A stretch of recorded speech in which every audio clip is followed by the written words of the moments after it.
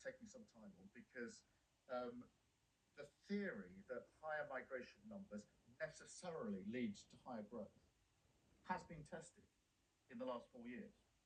So we've had the highest net migration when the last government lost control to nearly 1 million, and stagnant growth. And so that link doesn't hold on that evidence. The second thing is that this white paper is not just a white paper on immigration, it's also a white paper that deals with skills and training.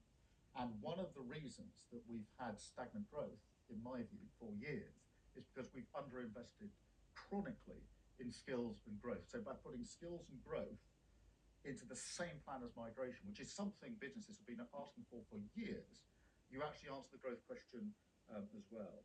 And I should say, as a footnote to that, as you heard in the speech and you'll see in the white paper, in relation to high talent, where we want the very best into the country, we will have routes to get that talent into this country. And I think there's real potential for us to do so in the current environment. We intend to do so.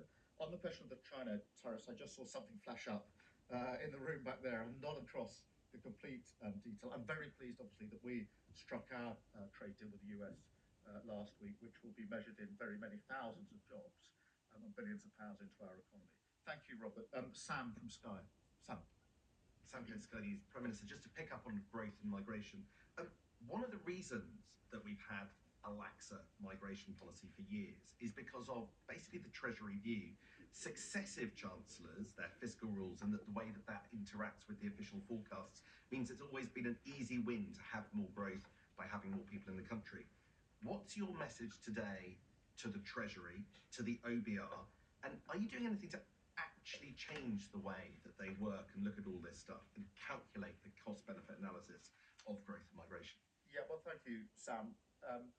Just succinctly, and then adding to the answer I just gave. Firstly, the pure theory, if you like, that simply higher migration numbers necessarily leads to higher growth, I think has been tested in the last 4 years.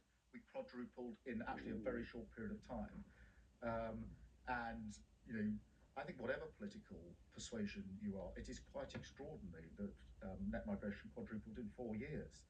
We've never seen that before in this country, but growth didn't shift. It stayed stagnant. Secondly, this point about skills and migration, what businesses have been calling out for a long time is link migration to the skills and training we need in this country.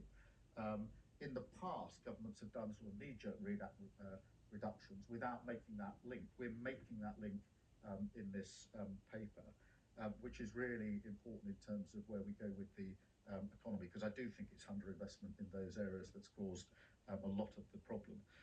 The other thing that the paper is doing is readjusting the model, because it's got to a place now where there's many more low skilled jobs rather than high skilled jobs. So by adjusting the threshold for skills, this allows migration to be in the areas of high skills, which are more likely to make a significant contribution to our economy.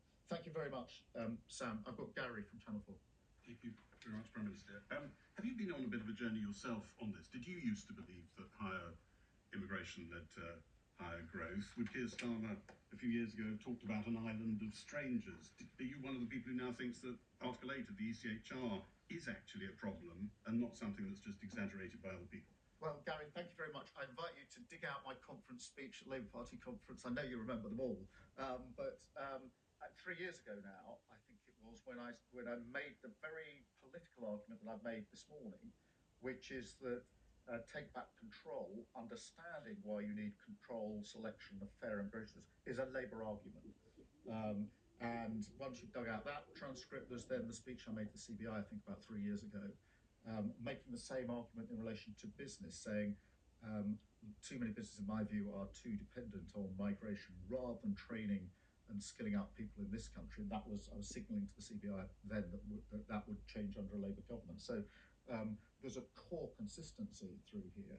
On Article 8, yeah, we do want to ensure that the right balance is made in migration cases in relation to the national interest. There's a balance set out in legislation already. That needs to be adjusted, in my view, and that's what we will do. Thank you, Gary. Chris Hope, sorry. There's a lot of Chris's. Chris Hope, GB News.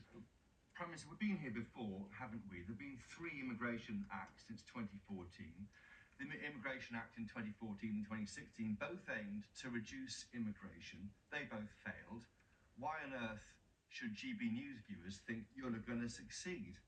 And why not give us a promise right now? Why give us a fixed target right now, not a promise, so we can judge you on success? The Tories at least did that, but they failed.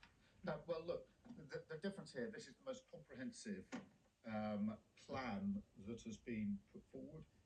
It's been forward to end the Tory sort of one open borders experiment that we have had. You're right about that. And it looks at all routes and it's comprehensive. And it does the hard yards of linking skills and business to what we need to do with the economy. So it's not a narrow look just at the numbers. It puts them in their proper context.